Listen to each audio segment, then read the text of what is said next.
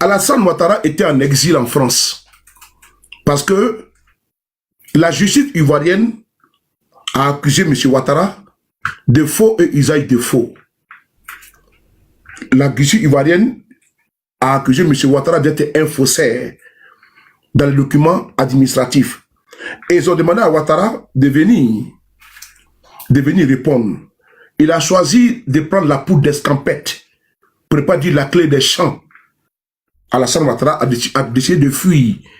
On dit que tu n'es pas ivoirien. Mais la moindre des choses là, mais tu viens prouver. Mais qu'est-ce qu'il a fait? Il a fui. Il a fui. Il est venu rester en France. Près de 5 ans. Il est resté en France ici. Et qu'est-ce qu'il a dit? Étant en France, il a passé le temps à menacer le pouvoir du président Bédié. Avec la célébrissime phrase: nous frapperons ce pouvoir moribond, il tombera. Oui, c'est ici Ouattara a dit, dans le journal Le Patriote, qui est encore là, pour ne pas dire le journal Mille Collines. Il dit, nous frapperons ce pouvoir moribond et il tombera. Les preuves surabondent, les preuves sont là. C'est Ouattara qui a dit ça en France. Et en 99, il a dit ça en septembre. Il a même dit également qu'il va rentrer en 2000 dans son pays.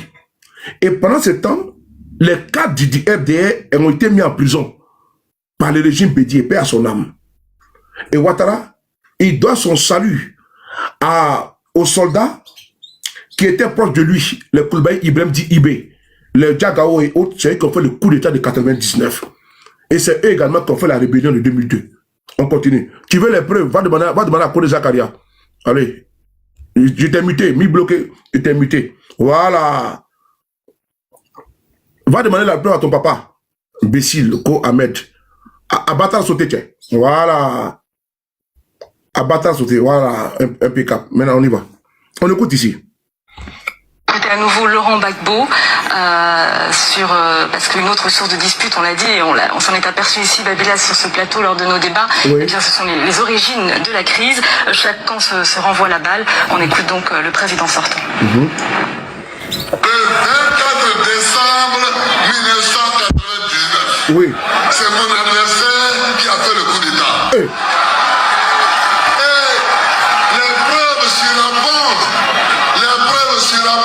Ses propres déclarations, les déclarations de ses amis, les preuves surabondent et nous les produirons quand nous allons discuter à la télévision.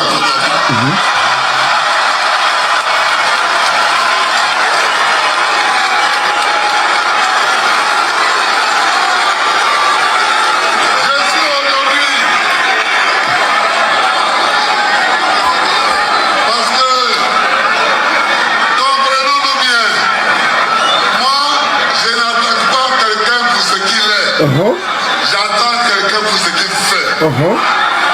Parce que les faits laissent toujours des traces. Le 24 décembre 1999, c'est mon adversaire actuel qui est l'auteur du coup d'État qui a envoyé Konan Bédié à l'exil.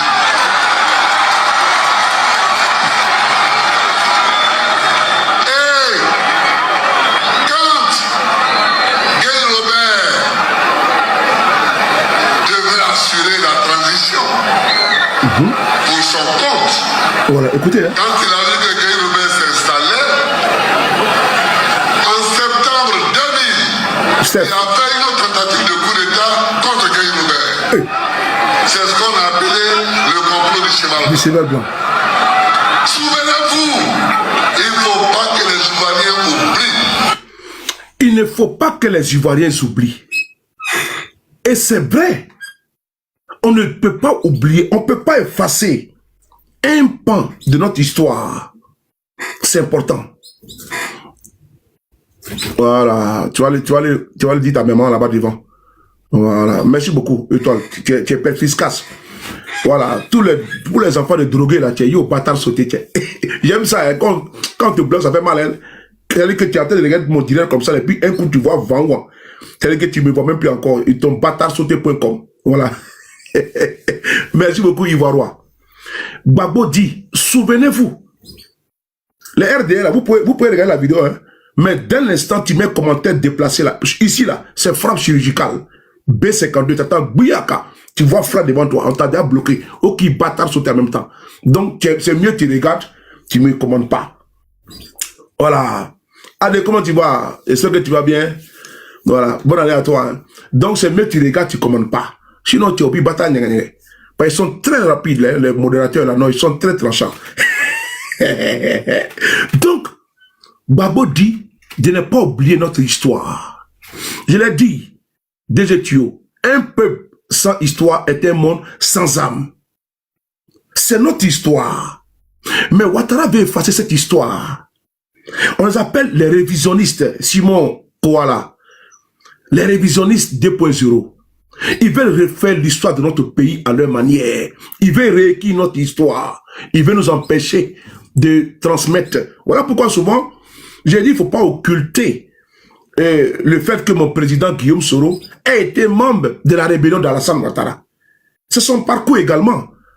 Oui, autant je peux dire que M. Guillaume Soro, c'est bon, je t'ai reconnu.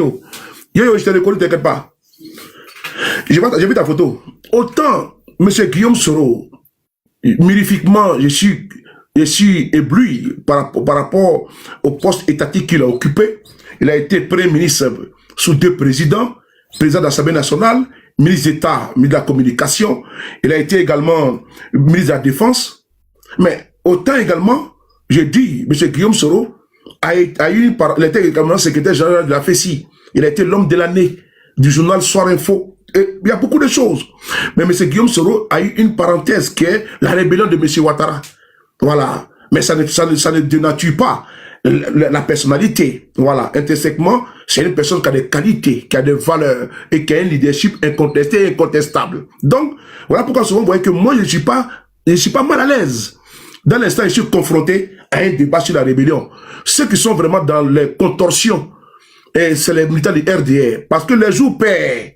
Il trouve que M. Guillaume Soro n'a absolument rien fait pour que M. Ouattara devienne président. Mais les jours impairs, ils imputent toute la responsabilité à M. Guillaume Soro. Vous voyez, alors que nous sommes constants, nous sommes objectifs. Voilà pourquoi je dis, à chaque fois je suis confronté à ce débat-là, que nous avons déjà évité depuis des années. Hein. Donc il y en a qui reviennent toujours au galop. Voilà, mais bon, chasser le naturel, il viendra toujours, n'est-ce pas? Il reviendra toujours. Voilà. Donc moi, je ne peux pas empêcher les militants du RDR d'être dans la falsification et dans le troncage des faits. Et donc moi, j'ai tout conseillé à mes camarades de ne pas être mal à l'aise et d'avoir des arguments. Parce que nous avons les arguments déjà pour soutenir face à n'importe quel contradicteur ou débatteur.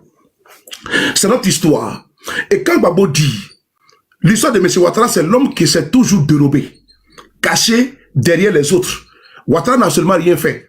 Voici quelqu'un qui est apparu, qui est venu de nulle part. Et je l'ai dit de nulle part, flanqué dans la société voltaïque. C'est pas moi qui l'ai dit. Mais il y a la Cour suprême de notre pays, mais qui a documenté ça. Il faut que ce soir, jusqu'à 19h, on va faire une vidéo d'anthologie. Et je vais vous parler également de l'assassinat de Ahmed Bakayoko. Avec des preuves irréfutables. Je l'ai dit encore, ce soir, je vais faire cassement des dalles. Il ne suffit pas de parler. Je vais vous montrer les documents qui corroborent mes propos. Voilà. Comment Ambak a été assassiné par le régime Ouattara. Et d'où Bitogo également est dans la ligne de mire. C'est important. Je vais vous donner toutes les preuves ici, aujourd'hui. C'est vraiment clair écrit. Hein? C'est des articles qui sont là. Je vais vous donner des références pour que vous-même puissiez voir. C'est très important, c'est capital. On n'est pas là pour les VBH creux. Et donc, le PDCRDA, on va laisser un petit peu la vidéo de Tiakone qui dit pratiquement après avoir égrené le parcours chaotique au niveau administratif de ce monsieur, on va écouter ici Tiakone en 2 minutes, mais il va nous faire une conclusion que c'est un homme qui est de mauvaise foi. Monsieur Ouattara est de mauvaise foi.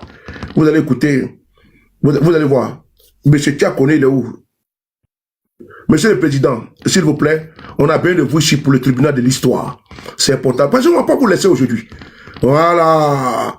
De la manière que vous avez payé le PDCI en monnaie de singe, Anaki Kobena en monnaie de singe, Guillaume Sora en monnaie de singe, Ambak en monnaie de singe, Ouattara en monnaie de singe, c'est ici que je vais concasser votre communication du RDR. Il ne faut pas faire confiance au RDR parce que c'est des bandits.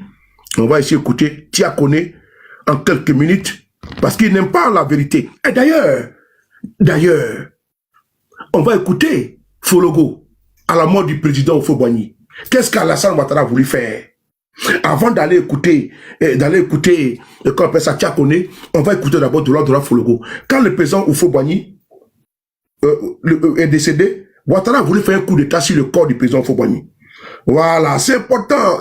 Tout ça là, on ne connaît pas, certains ne connaissent pas. Il faut que on dise la vérité à nos enfants d'aujourd'hui qui ont 21 ans et qui disent qu'ils sont alassanistes. Écoutez-les.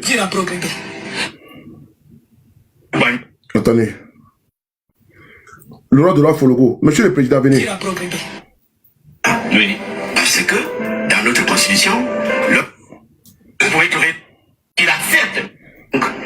Peut-être une dizaine de jours avant la mort du président Houphouët-Boigny, oui. Le président Houphouët-Boigny était agonisant à Yamoussoukro. Oui. Il était revenu de Genève. Oui. Et il était agonisant à Yamoussoukro. Oui. Monsieur Ouattara, Premier ministre, qui était en fait le chef de l'État. Oui. Oui. Parce que, dans notre constitution, lorsque le président de la République est... Tu dis qui a tué Ambak? C'est le RADP qui a tué Ambak. Tout à l'heure, je vais vous donner les preuves. Il ne faut pas te presser. Je vais vous donner les preuves. Voilà. Quand moi je parle, je vais vous donner des sources. Et des sources qui sont là, vous pouvez aller vérifier. Vous pouvez appeler à la rédaction pour voir si ce que ce déparé a dit c'est faux. Je vais vous montrer tout à l'heure. Le président Houphouët n'était même pas encore décédé. Et Alassane Ouattara a voulu faire un coup d'état. Qui le dit? C'est le président Laurent Dona Fologo. C'est lui qu'on appelle la fologogie. Lui qui a créé la fologogie là. Il faut sécher les habits là où, tes habits là où le soleil brille là. C'est-à-dire que lui, il n'est pas antipathique des régimes. Il est toujours en phase avec tous les régimes.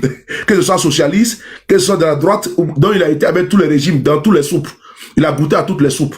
Donc, le Fologo, il a travaillé avec tous les régimes.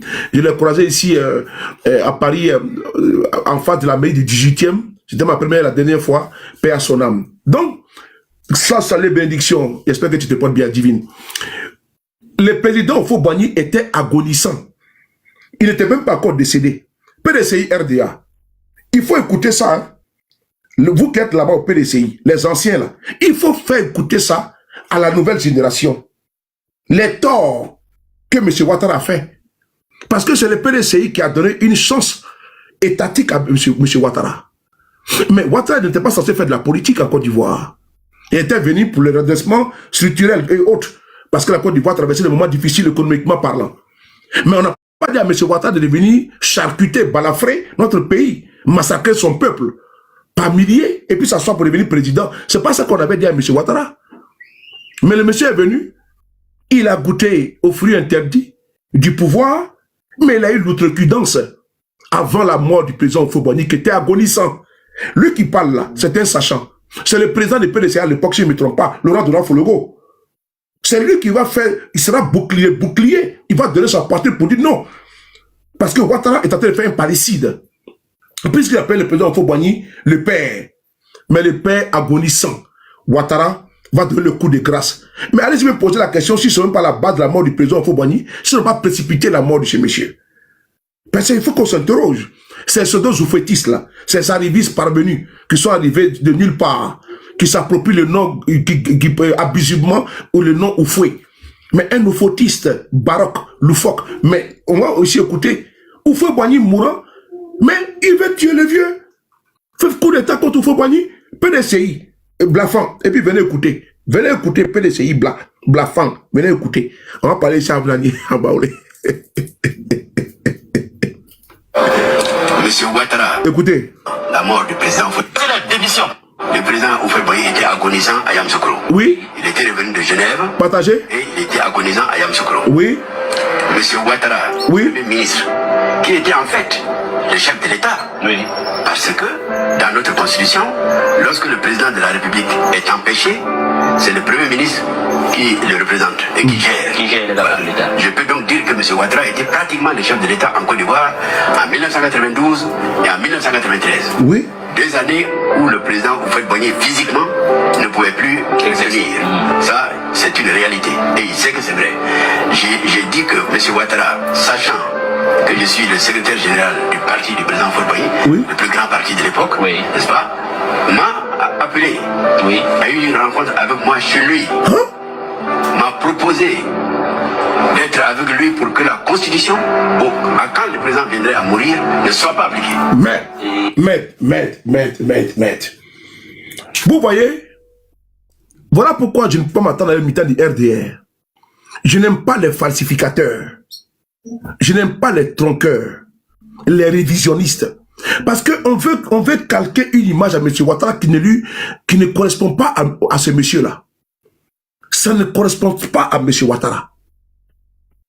Avant la mort du président, c'est-à-dire que Oufo Boigny était agonisant. Ouattara appelle le secrétaire général du PDCI pour lui dire que si le président venait à mourir, il ne faudrait pas que la constitution soit respectée. Mais que disait la constitution? L'article 11. C'est important. L'article 11 disait qu'en cas de vacance du pouvoir, c'est le président de l'Assemblée nationale qui assurait l'intérim. Qui était le président de l'Assemblée nationale à l'époque? C'était le président Henri Kouna Bédié. Nous sommes témoins ici. Comment le président Bédié s'est retrouvé à la RTI pour aller lire les discours? Parce que Ouattara a voulu faire un coup d'État. C'est ça le fait. Faut pas vous laisser distraire avec les embellissages, le vernissage des ponts et des routes biodégradables. Non. Abidjan, on a vu les immeubles avant que Ouattara ne vienne en Côte d'Ivoire. En Côte d'Ivoire, là, on a vu goudron 4 fois 2 voies à Yamoussoukro partout. Goudron même, c'est waouh. On a vu pont dans le pays là, avant que Ouattara ne soit président. Faut pas vous laisser bluffer. C'est la génération bling bling là. Ceux de 20 ans là, de 19 ans, c'est eux qui n'ont jamais vu. C'est eux qui vont se laisser épater par un individu qui a un parcours politique chaotique et désastreux. Et je n'oublie pas le mot mortifère. Parce que son parcours là, mais c'est beaucoup de vies qui ont été fauchées depuis son apparition en Côte d'Ivoire. Et vous l'avez entendu ici, Fologo vous dit que avant la mort du président Oufoué, voilà pourquoi souvent d'aucuns envoient le président Oufoué. Mais Oufoué, c'est un boulet qu'il avait, n'est-ce pas, dans son pied, qu'on lui a imposé, afin de pouvoir ajuster l'économie ivoirienne, assainir, puisqu'il a été présenté comme étant un brillant économiste. Mais il a la manœuvre. Il a surendetté notre pays. Il a étranglé des dettes nos frères et sœurs. Lui qui était le plus grand économiste, un économiste sans parcours. Franklin Nyamsi est parti aux États-Unis pour aller voir comment on appelle ça, le parcours de M. Ouattara à l'université où il était. Mais sa thèse, vraiment, elle ne vaut même pas, c'est même une feuille de chou, elle est mieux que sa thèse aux États-Unis. C'est important. Et donc, Fologo vous explique. Et même ils avaient du mal. Ils ont fait venir un individu qui ne savait pas. En réalité, il ne le connaissait pas. Mais même le président, paix à son âme, Thomas Isidore Noël Sankara. J'ai lu ici, je vous ai fait part des secrets de Essi Amara, avant son décès, je ne sais pas si l'étoile est là, des documents confidentiels que j'ai publiés, j'ai fait des vidéos, Essi Amara. Quand le président Thomas Sankara avait appelé Alassane Ouattara pour qu'il soit ministre au Burkina Faso, mais Sankara a dit que Ouattara est un traître pour l'Afrique. Le Burkina a tout donné à Alassane Ouattara, jusqu'à la bourse, tout. Mais Ouattara a refusé de venir servir sa patrie. C'est Sankara qui l'a dit.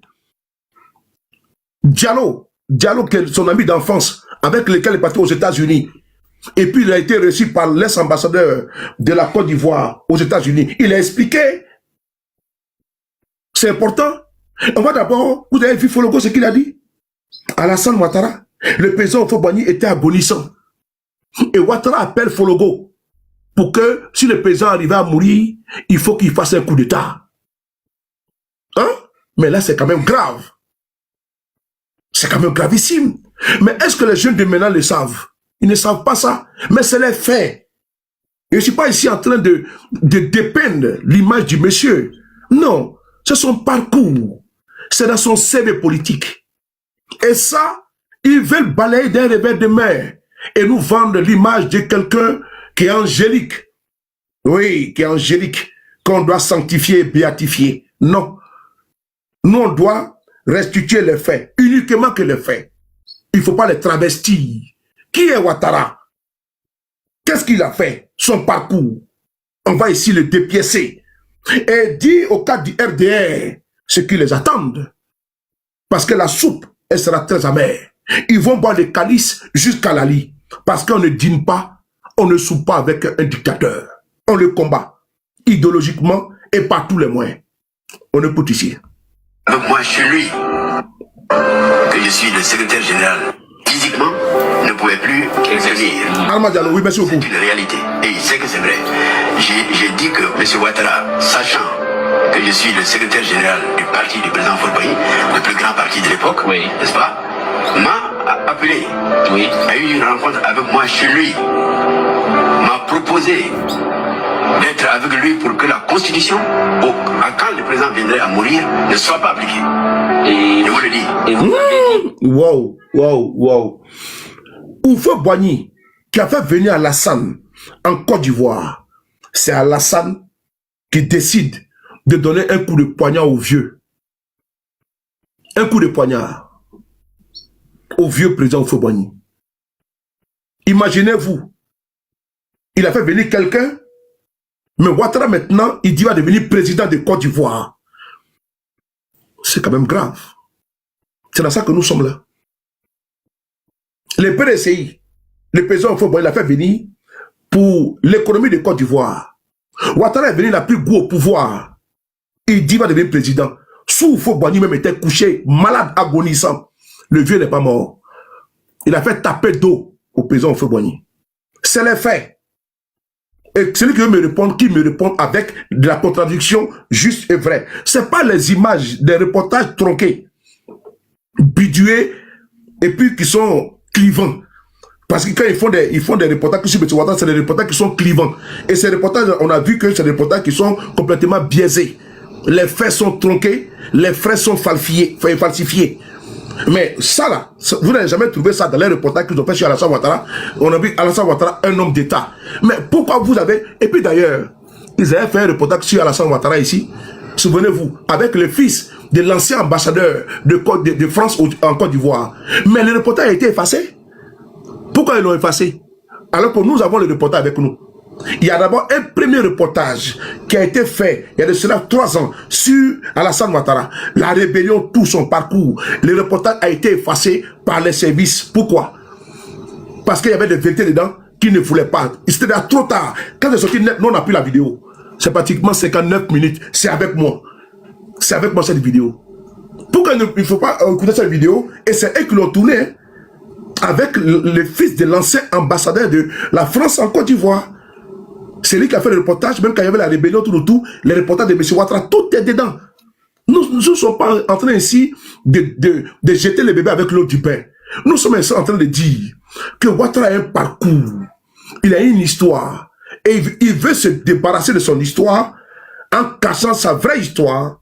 Et pardon, sa vraie histoire avec quoi? Avec l'enfumage que vous voyez, avec la poudre de perlimpinpin que vous voyez, l'économie à 2 chiffres, la jeunesse, la croissance, tout ça là, c'est pour vous endormir. On doit savoir qui il est ce monsieur. On continue encore avec le reportage. On va ici écouter cette vidéo. Partagez les gars, tapotez. Tapotez. On a 250 partages. Ambassadeur de la Côte de la Haute-Volta. Voilà. J'aime bien, je suis inspiré. Hein. Voilà. Haute-Volta. Haute-Volta, c'est écrit comme Haute-Volta, oui, AU. Volta. Aux États-Unis. Voilà, voilà. La vidéo est où? Tu vas sortir. Il part dans la salle Ouattara. C'est là, on écoute ici. Les étudiants sont là. Ouais. Alors, moi je suis parti dans un grand hôtel où on avait reçu tous les étudiants qui venaient du continent africain. Ils étaient des milliers, l'hôtel était immense. Hein. Et l'hôtel s'appelait Aldrin. Oprah. Alors, et là, je demande, bon, mais comme on me pêche les étudiants voltaïques. Voilà. Et le monsieur qui parle là, c'est l'ancien ambassadeur du Burkina Faso, l'ex-Haute-Volta, aux États-Unis. Il vous explique qui est Alassane Ouattara. Il faut convoquer les militaires de RDR qui viennent écouter. Le pape de la communication qui vient m'écouter. Et qu'ils viennent, je vais les délivrer. Parce qu'ils ont besoin que je verse de l'eau bénite sur eux. Et je vais prier, je vais les bénir, je vais les délivrer ce soir. On va écouter ici. Elle s'appelait Aldrin. Oui. Alors, et là, je demande, bon, mais comme on me pêche les étudiants voltaïques, oui. Alors, on les a appelés. On sent comment tu vois, Boudion. L'un d'eux était Alassane Ouattara. Oui. L'un d'eux était Arba Diallo. Oui. Les deux autres, je ne me souviens plus d'eux. Ok. L'ambassadeur nous dit qu'il y avait les étudiants africains. Il a demandé les étudiants voltaïques sont où? On va aller écouter la partie là. Appelés, ils étaient 4. Écoutez. Africain. Ils étaient des milliers, l'hôtel était immense. Mais divine. Et l'hôtel s'appelait Aldrin. Oui. Alors, et là, je demande, bon, mais comme on me pêche les étudiants voltaïques. On me pêche, oui. Alors, on les a appelés, ils étaient 4. Oui. L'un d'eux était Alassane Ouattara. Oui. L'un d'eux était Arba Diallo. Oui. Les deux autres, je ne me souviens plus d'eux.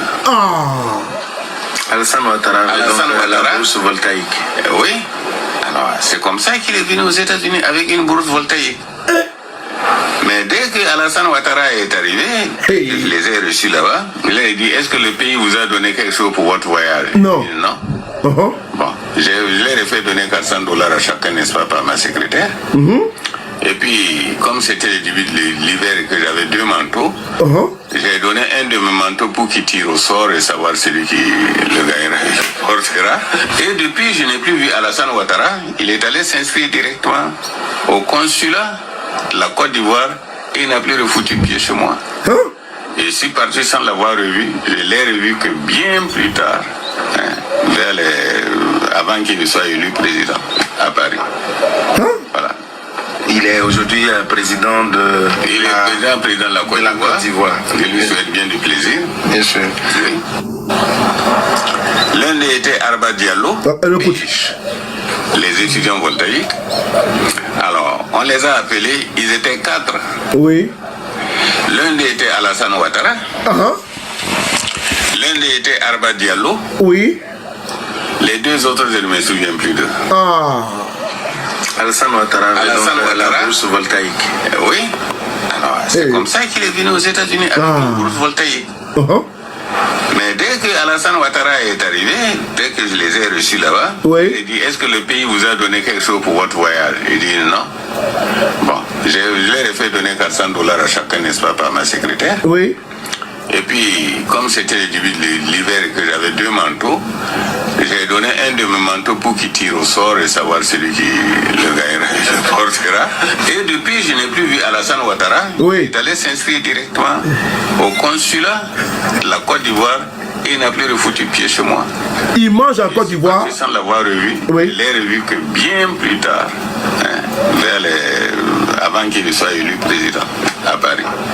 Mais voilà. Il est aujourd'hui président de... Il est président de la Côte d'Ivoire. Je lui souhaite bien du plaisir. Voilà. Là, c'est qui? C'est M. Ouattara qui est là toujours. Mais on n'a pas encore terminé. On va ici écouter Tia Kone chez Alassane Ouattara. Parce qu'il faut qu'on parle. Il faut que les faits soient retranscrits. Vous allez voir que Tia Kone, voilà pourquoi on dit, il ne faut pas dîner avec les diables. Bitogo aujourd'hui est dans la ligne de mire. C'est lui qui disait ceci. Quand Guillaume Soro était dans la tourmente, on va ici écouter ce que Bitogo disait. Quand M. Guillaume Soro était pourchassé. Mais aujourd'hui, comment Bitogo est remercié et comment Ambak a été remercié, vous allez voir ici en exclusivité. On écoute ici, Bitogo. Oui, on y va. Alors, oui. Le 27 janvier. Oui. Quand le grand principe. Alors, il est là-bas.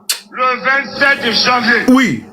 Quand le congrès finit le 26 janvier. Oui. Le 27 janvier. Oui. Tu n'es pas RHTV. Oui. Tu libères. Le tabouret. Alors. Oui. DJ. Le 27 janvier. Oui. Quand le congrès finit le 26 janvier. Oui. Le 27 janvier. Oui. Tu n'es pas RHDP. Oui. Tu libères Le tabouret. Tu n'es pas RHDP. Tu libères le tabouret. Tu es président, tu es député. Oui. Mais dès lors que tu es président d'institution, oui. Si tu n'es pas RHDP, oui. Tu libères le tabouret. Ah. Tu es sénateur. Oui. Tu n'es pas RHDP. Oui. Tu libères le tabouret. On y va. Alors. Oui. Le 27 janvier. Oui. Quand le congrès finit le 26 janvier. Oui. Le 27 janvier. Oui. Tu n'es pas RHDP. Oui. Tu libères le tabouret. Tu n'es pas RHDP. Tu libères le tabouret. Tu es président, tu es député. Oui. Mais dès lors que tu es président d'institution, oui. Juriste. RHDP, tu libères le tabouret. Tu es sénateur. Oui. Tu n'es pas RHDP, tu libères le tabouret. Tu es conseiller économique. Oui. Tu n'es pas RHDP, tu libères le tabouret. C'est ça. C'est ça la clarification. C'est ça la clarification. Mais il est RHDP. Mais on lui dit de libérer le tabouret. Pourquoi on a libéré le tabouret? À cause de ce monsieur que vous voyez. Téné Birama Ouattara. C'est pour lui que Ouattara est en train de baliser le terrain. Oui, et vous l'avez bien entendu. Parce que Patrick Hachi, il est le valet de Téné Birama Ouattara. Patrick Hachi. Il y a des personnalités qui sont dans la ligne de mire de Téné Birama Ouattara. Parce qu'il les trouve gênants. Et Bitogo, on le trouve très gênant. On trouve que Bitogo a tenu des propos sur France 24. Bitogo a des ambitions présidentielles. Il est le tout-puissant maire de Yopougon et d'Abobo. Et donc, lui qui est là, il n'aime pas la concurrence. Et comme son père, je dis président, il faut profiter, et son père, lui me l'a dit, que c'est eux qui ont demandé à M. Ouattara de se présenter, qui l'ont même supplié. Donc, ils sont en train de baliser le terrain pour que Téné Birama Ouattara puisse prendre le pouvoir. Après, là, ils vont baliser au niveau de la Constitution, ils vont boucler, et vous allez voir que c'est Téné Birama Ouattara, c'est lui qui aura le boulevard, le Dauphinat. C'est le successeur putatif, c'est lui qui sera le successeur de M. Ouattara. Mais ce n'est pas encore d'Ivoire que ça va se passer. Hein. Peut-être que c'est de les encablures, il ne sait d'où, voilà, mais ce n'est pas encore d'Ivoire que ça va se passer. Voilà, où on va prendre le pouvoir pour donner à son frère ou à son fils, là. C'est pas encore d'Ivoire. Le chemin que vous avez pris, là, c'est le chemin de l'échec. C'est là-bas, là, que Django sera souffert. C'est là-bas que le bandit va souffrir. Et comme vous êtes des braqueurs, pour emprunter le mot du président Babou Laurent, vous avez fait un braquage. Et donc, vous, maintenant, le partage du butin, on doit donner tout au fils. Nous, on vous attend, on n'est pas pressé. C'est là que vous allez mordre la poussière. Ça va vous surprendre, ça va vous étonner. Si vous pensez que facilement comme ça, en Côte d'Ivoire, là, il y a un militaire qui a été au pouvoir, Guy Robert. Mais malgré le militaire, l'état général, mais il a été chassé. Peut-être que vous n'avez pas encore, vous mettez votre disque à jour, hein, dans ce pays-là, qu'on appelle Côte d'Ivoire, militaire, général, a été au pouvoir ici. Les Henri César Sama Damalan, les Palinfo, et tous étaient là. Des militaires du top aux affaires. Mais quand c'est gâté là, et mais ils ont mis dedans. Ils ont pris la clé des champs. Si vous pensez que c'est dans ce pays-là, qu'on va prendre, on prend celui-là pour le mettre, comme si c'était un royaume, quoi. Ce n'est pas le royaume de Sendou, où M. Ouattara, son défunt père à son âme, était le roi de Sendou. Ce n'est pas une royauté, hein. Ce n'est pas un royaume où c'est de père en fils, hein. C'est pas l'Arabie Saoudite, ce n'est pas le Maroc. Et ce n'est pas également la Jordanie, ou bien la Belgique, ou l'Angleterre. C'est pas là-bas. Nous sommes en République de Côte d'Ivoire. On n'est pas en royaume de Sendou. On n'est pas en royaume, n'est-ce pas, de la Ouattari. On est en Côte d'Ivoire en 2026. On va prendre le pouvoir pour donner à quelqu'un. Est-ce que même le royaume de Sendou, là, encore là, s'ils veulent être des princes, mais qui a demandé pardon au capitaine Ibrahim Traoré? Faut bloquer cet ignare qui est là. Il est où là? Voilà. C'est parce qu'on te laisse écrire que tu es en train de parler. Bloquez ça. On l'a bloqué. Va chercher ton autre compte qui vient. Il faut demander pardon au président Ibrahim Traoré, le capitaine Courage, pour qu'il puisse au moins vous laisser, vous allez dans votre principauté là, comme Monaco là, Sendou là-bas là, vous pouvez vous donner la famille, tout le tout, vous cédez le pouvoir. Mais Côte d'Ivoire, vous avez menti. On vous a dit que vous partez dans le royaume de Congo, arrivez là-bas à Congo là-bas, vous demandez à ce que vous soyez des princes là-bas, et là-bas on va vous donner le royaume, on vous donne la couronne, et puis vous marchez avec tapis, comme Bokassa. en vous introniser, mais Côte d'Ivoire en 2025, 2026 ou bien les 5 ans, dans ce 21e siècle, on va transformer une république comme Bokassa a voulu faire. Il s'est autoproclamé empereur. Il a mis lourd couronne sur sa tête comme ça avec traîne de pratiquement 20 mètres, avec les chevaux qui sont quittés en France. Il est où aujourd'hui? Il a été quoi? Il a été chassé, mon frère. Donc c'est vous là, on va vous chasser comme vous ne pouvez pas imaginer. On va essayer d'écouter ici. On va essayer d'écouter. Bon, toi voici et encore. Attends. Voilà. On va pas, voilà, attendez. Le RDL là, moi je suis pas votre camarade, tiens. Nebi bâtard sauté, tiens. Allez, bloquez ça. Mon frère Armel, tout mes respects, il y a un amoravide qui est là. Il y a un amoravide là. Les amoravides du RDL. Je sais pas, vous venez comment dire, polluer ma page. Che Guevara. Tiens, mon bâtard sauté là-dedans. Plobacus, ils sont en train de les allumer, tiens. Attends, ils sont fâchés. On y va, c'est parti. On va essayer d'écouter Tia Kone. Tia Kone là. Vous tapez YouTube, la vidéo est là-bas. Qui est Draman Ouattara? Voilà pourquoi je suis en train de faire le parcours. Je vais par dose homéopathique. Je suis en train de... Voilà, PDCI. Asseyez-vous, hein, ça c'est votre tour d'abord. Avant que j'essaie de tout parler maintenant avec Ambak. Ça c'est PDCI d'abord. Votre tabouret, on va écouter. Céleste, on écoute ici. PDCI, écoutez. C'est qui ça? On va essayer d'écouter PDCI, Blafan, d'après. Écoutez ici, voilà. Écoutez. Puisque les résultats des investigations menées par la juridiction constitutionnelle permettent d'établir que celui-ci n'a eu cesse de se réclamer de la nationalité voltaïque ou burkinabé avant et après son apparition en Côte d'Ivoire en 1982. Apparition même. Ainsi, le dossier révèle qu'Alassane Ouattara, né le 1er janvier 1942 à Dimboko, qui a pu se rendre aux USA, s'est fait enregistrer dans les documents de voyage comme étant de nationalité voltaïque. Merci. Est-ce que le monsieur a menti ici, l'ambassadeur de Haute Volta, de la Haute Volta, a menti? Attendez, je vais encore écouter. On va écouter ensemble, s'il vous plaît. On va écouter, parce que c'est important d'en synchroniser. Voilà. Voilà.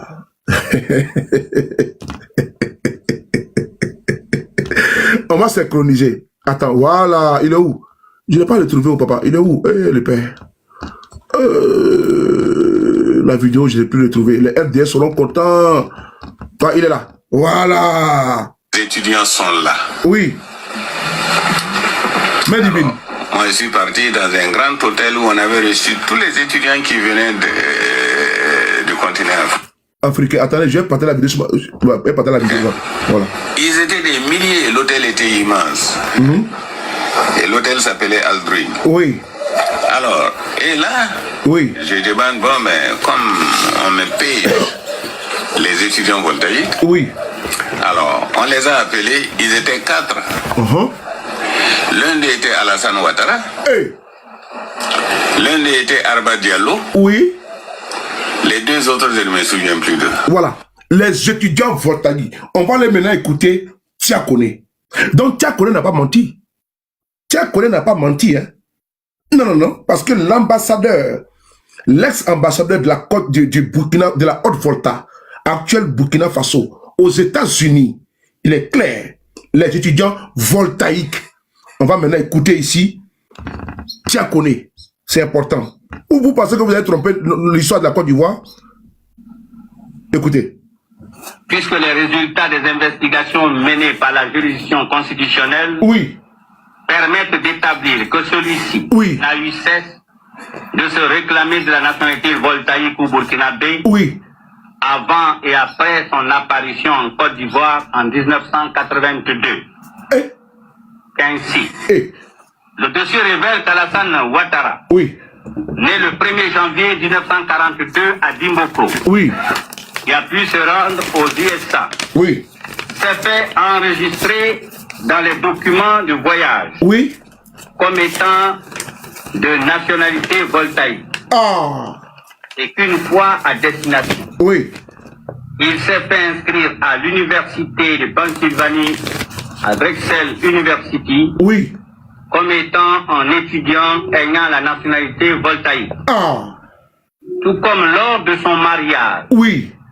Avec dame Barbara June Davis. Oui. Le 10 janvier 1966 en Philadelphie. Oui. Oui. Il s'est réclamé de la nationalité voltaïque. Eh. De même que sur sa carte de sécurité sociale numéro 165 40 92 95. Oui. Délivré en 1962, il a indiqué la même nationalité comme sienne. Ah. Que par ailleurs. Oui. Une fois ses études terminées en Pennsylvanie. Oui. Il est resté dans les documents de référence des étudiants étrangers ayant étudié sur le sol américain. Oui. Comme étant d'origine voltaïque. De même qu'il est établi que le 1er décembre 1982. Oui. Il a été nommé vice-gouverneur de la BCEAO sur proposition des autorités voltaïques en remplacement de leur ressortissant Charles Villa Caboret, admis à faire valoir ses droits à la retraite, puis décoré peu après, le 27 décembre 1982, en cette qualité par le ministre Abdoulaye Koné à Abidjan. Considérant également que c'est en tant que voltaïque que Alassane Ouattara a été nommé de 1968 à 1973 au FMI en remplacement du sieur Justin Bézoulou de Zambie. Au surplus, l'intéressé dans ses relations et transactions d'intérêt privé s'est toujours présenté comme ayant la nationalité voltaïque, puisqu'il ressort des investigations qu'il s'est ouvert dans les écritures bancaires de la CIB, les comptes numéro 30 010 076 005 000 et 30 121 415 M, en indiquant qu'il avait la nationalité voltaïque, possédant le passeport diplomatique voltaïque numéro 457 du 23 décembre 1978. Qu'en outre, à l'achat des immeubles Signal, Ecodio et Boukoré, il s'est désigné qualité d'acheteur dans les deux actes notariés établis par maître Kwaku Conan Daniel en date des 11 avril 1980 et 20 août 1984 comme ayant la nationalité burkinabé, en conformité du reste avec la nouvelle appellation de l'ex-Haute-Volta, alors qu'il a toujours affirmé posséder les cartes d'identité ivoiriennes les 19 avril 1982 et 22 octobre 1990. Considérant qu'il est en toute hypothèse difficile d'admettre qu'un Ivoirien d'origine, né de parents eux-mêmes Ivoiriens d'origine, est comme réaction d'instinct de présenter des pièces d'identité non ivoiriennes à l'occasion d'actes d'intérêt juridique accomplis sur le territoire ivoirien. Que dans ces conditions, le fait que l'intéressé se soit souvent toutefois targué d'une autre nationalité n'est que constant. Et que celui-ci ne saurait fléchir à l'idée que toutes les pièces recueillies et se rapportant aux différents faits articulés ne seraient que des photocopies, ne comportant que des imitations de signatures de l'intéressé, puisqu'il appelle de nos investigations que les originaux des 10 actes, dont certains font foi jusqu'à inscription de faux, existent bien sur le territoire national et qu'ils peuvent à tout moment être consultés. Un faussaire. Au surplus. S'agissant de certains de ces faits, Alassane Ouattara ne maintient toujours ses dénégations que par la force de son obstination à trouver une autre acception au mot prévaloir, puisque sans les nier, il affirme même, en clamant haut sa fierté, qu'il avait été investi de ses différents avantages sans acquérir la nationalité subséquente. Qu'ainsi, à l'occasion de son investiture en tant que président du RDR en août 1999, il n'a pas manqué d'affirmer qu'il était fier d'avoir été vice-gouverneur pour le compte du Burkina Faso, tout comme il l'était d'avoir été de 1968 à 1973 au FMI département Afrique en tant que Burkinabé. Considérant dans ces conditions que le candidat Alassane Ouattara ne peut donc dire qu'il ne s'est jamais prévalu d'une autre nationalité que la nationalité ivoirienne et que de ce fait, sa déclaration sur l'honneur qu'il a jointe au dossier ne doit pas être reçue. 5. De la déclaration sur l'honneur de la bonne moralité et de la grande probité. Considérant que le vœu du législateur, qui est manifeste à cet égard, vise à permettre de ne retenir que la candidature de personnes moralement irréprochables à l'élection du président de la République. Que de ce fait, un candidat qui affirme ne s'être jamais prévalu d'une autre nationalité, alors qu'à diverses reprises, parfois même à l'occasion des actes publics et même authentiques, il s'est ostensiblement targué de la nationalité burkinabé ou voltaïque, qui produit à la date du 16 août 2000 un certificat de nationalité de son père, pourtant décédé et enterré à Saint-Dou en République du Burkina Faso, qu'il fait néanmoins résider à la date de la délivrance de l'acte à Abidjan, qui réussit, avec le concours de personnes moins âgées que sa prétendue mère, le moyen de se faire délivrer un certificat d'individualité non signé du juge constatant une concordance d'identité de sa mère avec Cissé Nabindou, ne peut être considéré comme étant d'une bonne moralité et d'une grande probité. Considérant qu'il résulte de tout ce qui précède, que le candidat Alassane Ouattara ne réunit pas toutes les exigences légales pour être candidat à l'élection présidentielle 2000 et qu'en conséquence, il importe de ne pas faire figurer ses noms et prénoms sur la liste définitive des candidats.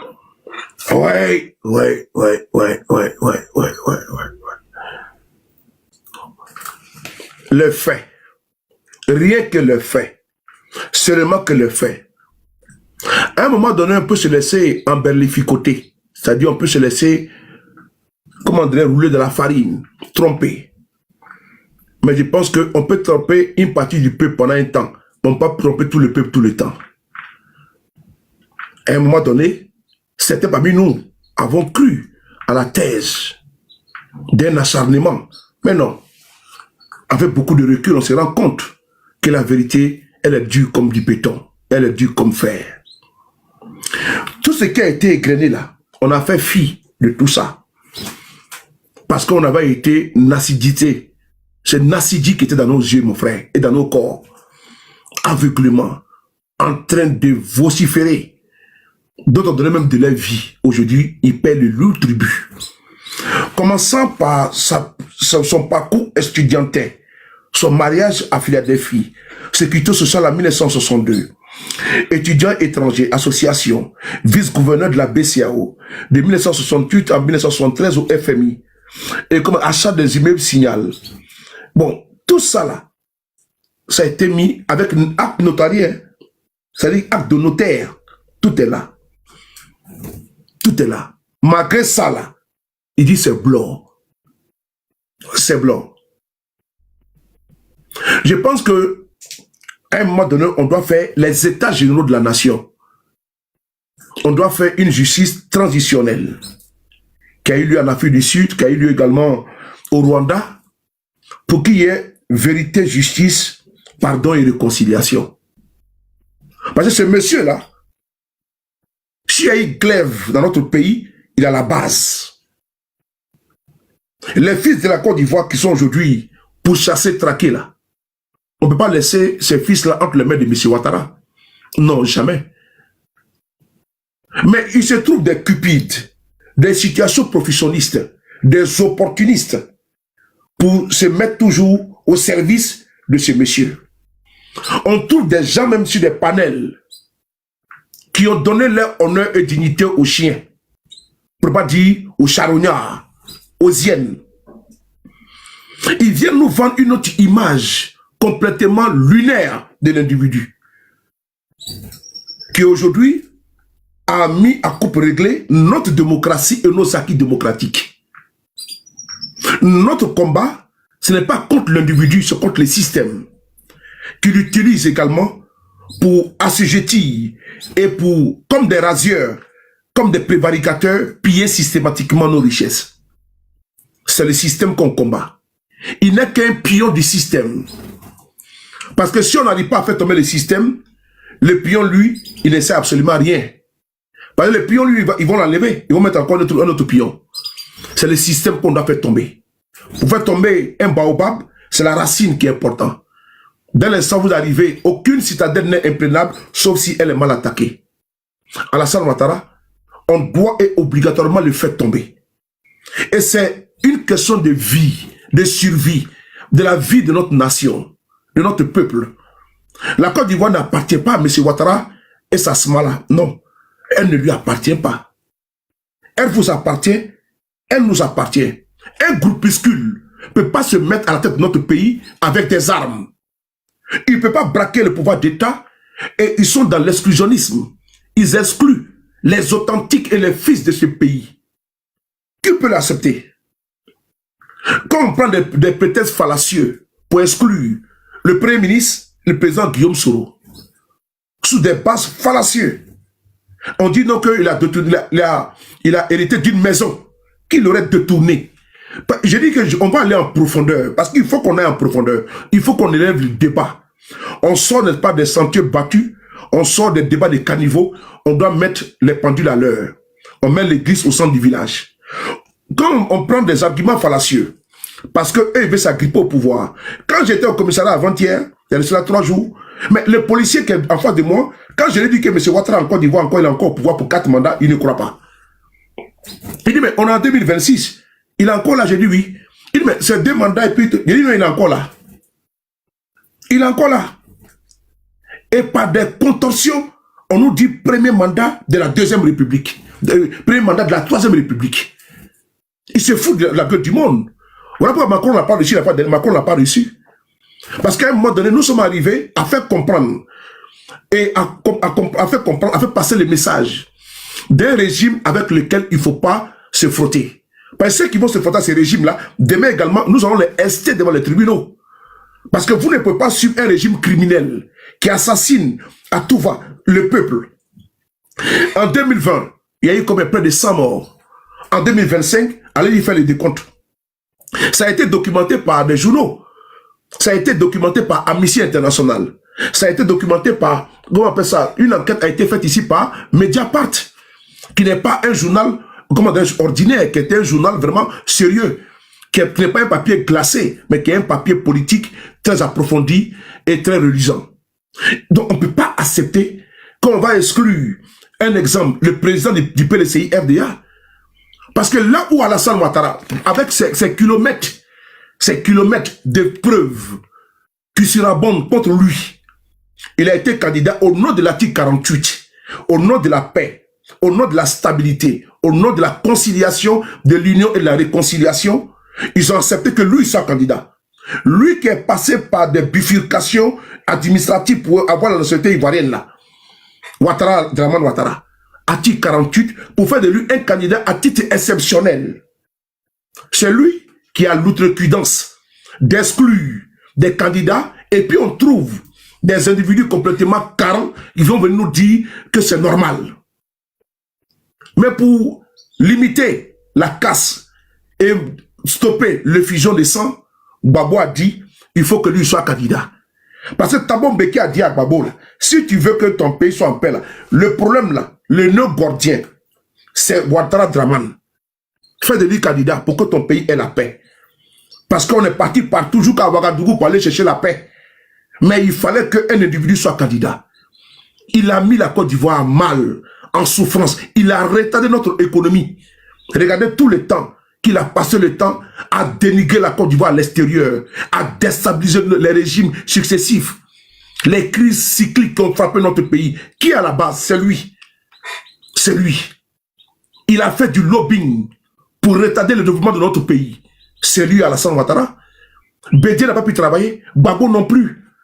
Et regardez le retard que nous avons accumulé. Si Bédié avait pu travailler tranquillement, Gbagbo tranquillement, mais la Côte d'Ivoire serait en avance, on aurait déjà eu le métro et tout ça. Mais l'individu est venu se greffer dans ce pays, à ce pays. Il a balafré ce pays-là à tous les niveaux. Au niveau anthropologique, au niveau social, au niveau économique, au niveau politique. C'est ce monsieur qui est à la base de notre État. C'est lui qui est à la base de notre État. C'est lui qui est à la base de notre État. Même Houphouët-Boigny vivant là, les immeubles d'Houphouët-Boigny ont été volés ici par le couple Ouattara. On a vu ici des vidéos de l'avocat de Mme Thérèse Houphouët-Boigny. Vous pouvez taper sur YouTube. Je vous donne des références sur YouTube. Les immeubles macérants. L'immeuble de Houphouët-Boigny ici là. Les appartements d'Houphouët là. Mais ce couple a volé ça. Ils ont même pillé les richesses de Thérèse Houphouët-Boigny. Elle a esté le couple Ouattara au tribunal. L'État de Côte d'Ivoire au tribunal. Ils ont pillé parce que c'est eux qui géraient le bien de Houphouët-Boigny. Qu'est-ce qu'ils n'ont pas volé ces gens-là? Qu'est-ce qu'ils n'ont pas pillé ces gens-là? La Côte d'Ivoire, c'est pour eux, c'est un gâteau. Que ce soit madame, que ce soit monsieur, voici des comme ça, je sais pas moi, comme l'a dit Tia Koné, avant et après leur apparition. Parce qu'ils ont apparu en Côte d'Ivoire, on ne les connaît pas. Ni Dominique, ni Ouattara, personne ne les connaît. Elle est venue dans les bagages de son mari. Lui, il est venu, n'est pas dans les bagages, n'est pas du PDCI RDA, qui a voulu l'utiliser comme un économiste pour descendre l'économie de la Côte d'Ivoire. Mais il ne savait pas que c'est le serpent, c'est une race de vipère qui fait rentrer dans notre pays. La conséquence, nous payons ça aujourd'hui cash et sans monnaie. Il dit bien cash et sans monnaie. Quand on vous dit, je vais aller sur des bases, hein, je prends le cas de M. Guillaume Soro, je prends le cas de M. Thiam et le cas de M. Gbagbo. Les trois cas là, pour qu'on puisse nous apaisantir dessus. Je vais dire jusqu'à 19h, on fait une vidéo d'anthologie et de profondeur. Tout à l'heure, on va partir maintenant sur la mort mystérieuse de Ahmed Bakayoko. Mais pour l'instant, on doit être concentré. Prenez les popcorn, buvez de l'eau et puis tapotez seulement. Parce que inspiration, osa kitoko, osa propre, osa là. Partagez seulement et puis on va frapponner. Ça va monter en rafale. C'est ça qu'il s'agit. On y va. Attendez, il y a un qui est là. Voilà. On va pas attendre. Bon, mon ami, tu allais créer notre compte à venir. Voilà. Faut rejoindre la troupe.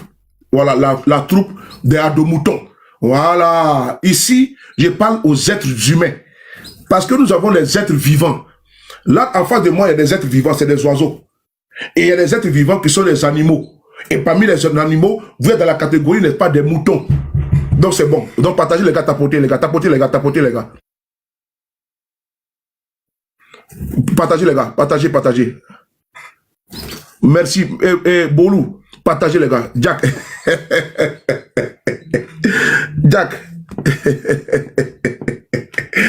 Jack. Comment tu vois? Jack, je suis pas content, mon frère. Même pas dit bonne année cette année-là. C'est ce qui se passe. Partagez les gars. Et puis on va d'abord écouter notre jingle. Écoutez le jingle. Pourquoi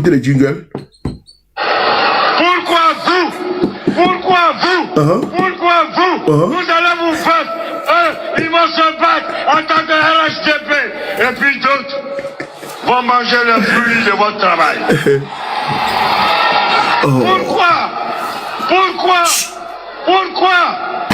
alors, chers militants, la politique, c'est la cohérence et c'est le courage.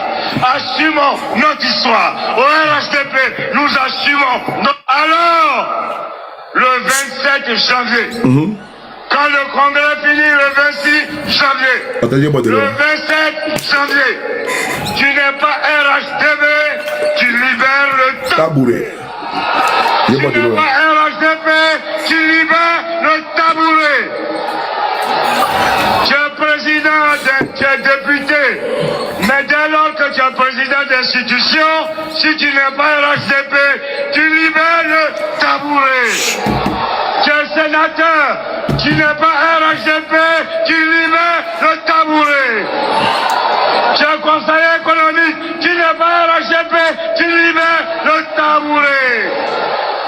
C'est ça la clarification. C'est ça la clarification. Bonne madame, j'ai saisi tabouret de dire.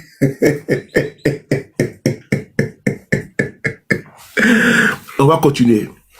Je vous ai dit qu'on parle du cas de M. Guillaume Soro. M. Guillaume Soro a été exclu. Vous êtes tous témoins. Après M. Guillaume Soro, on va parler du cas de M. Thiam et le cas du président Gbagbo Laurent. On va parler du premier cas. On y va. M. Guillaume Kibafori Soro. Ah oui, j'ai une information capitale. Voilà. Tout à l'heure, on va lire ça. Voilà. Tout à l'heure, on va s'en occuper. On va d'abord finir avec ça. Les gars, partagés, on est à 330 partages. Comment tu vas?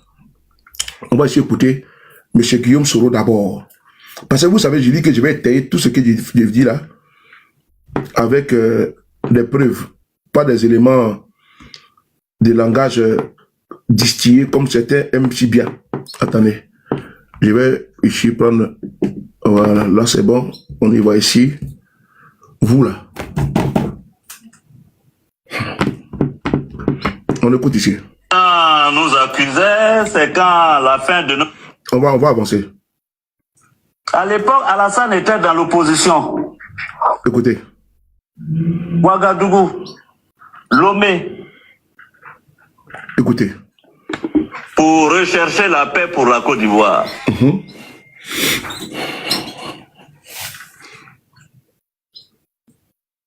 Je ne peux pas être contre la réconciliation. Oui.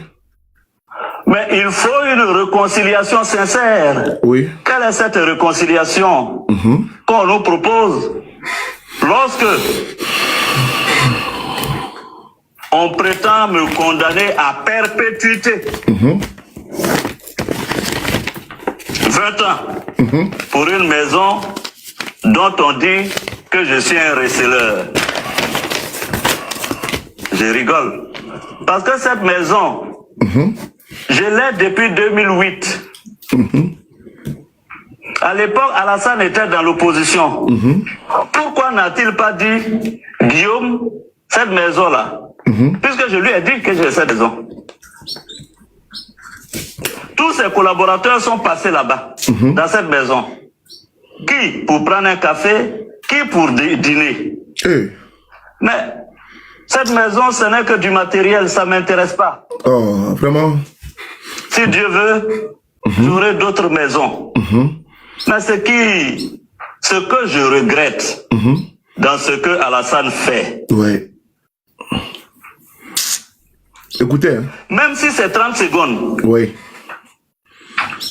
Qu'il considère que je l'ai aidé. Oui. Cette maison-là, c'est autant de Gbagbo. Vous là. Que je l'ai acquise. Quand je dis acquise, c'est quoi? C'est très simple. Je devrais être logé à ma qualité de Premier ministre.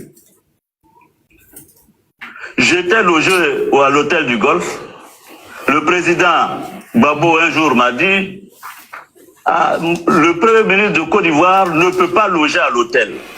Il faut qu'on lui trouve une résidence officielle. Le ministre de la Construction et le ministre de l'Économie se sont concertés. On devait me donner la maison à la Corniche, là, l'ancienne maison où le président Bédié logeait. Oui. Rien que la réhabilitation de cette bâtisse revenait à 7 milliards de francs CFA, selon le BNET. Le BNET. Écoutez bien. Je dis que je ne pouvais pas accepter cela. Et un des ministres est venu nous proposer d'acquérir une maison à 1 milliard et quelques qui reviendrait qui me reviendrait après mes fonctions. Je n'ai jamais rien signé. On a eu l'autorisation de faire cette opération régulière depuis 2008.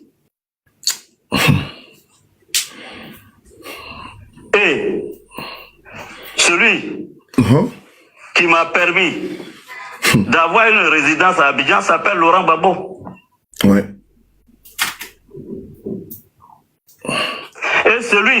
qui vient me l'arracher s'appelle Alassane Ouattara. Vraiment. Je me suis battu. J'ai été porte-parole, président d'une rébellion qui a combattu Laurent Gbagbo. La vie. Et c'est Alassane, au lieu de me donner 10 maisons, m'arrache. Et il me fait passer pour un receleur. Il me criminalise. Ouais. Simplement parce que j'ai dit que je n'étais pas d'accord avec le RHDP unifié et sacrilège. J'ai osé aller parler avec Bédier.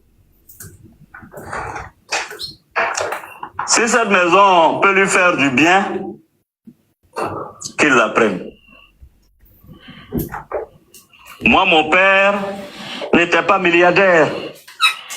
J'ai dormi dans la case au village. J'aurais toujours une case pour dormir. Mais je vous fais remarquer que c'est pas Gbagbo qui m'a arraché maison, hein. C'est Alassane. On me dit, Monsieur Soro, oui, vous avez insulté Alassane, vous avez, comment on appelle, été impoli avec... Qu'est-ce que je n'ai pas entendu? Vraiment. Ah bon? J'ai été impoli à Alassane, j'ai mal parlé à Alassane, c'est ce qui justifie qu'il demande à la justice de me condamner à perpétuité, qu'il demande qu'on m'arrache une maison et qu'on me condamne à 20 ans. Franchement. Donc qu'est-ce que Gbagbo aurait dû me faire alors? Lui contre qui on a pris les armes.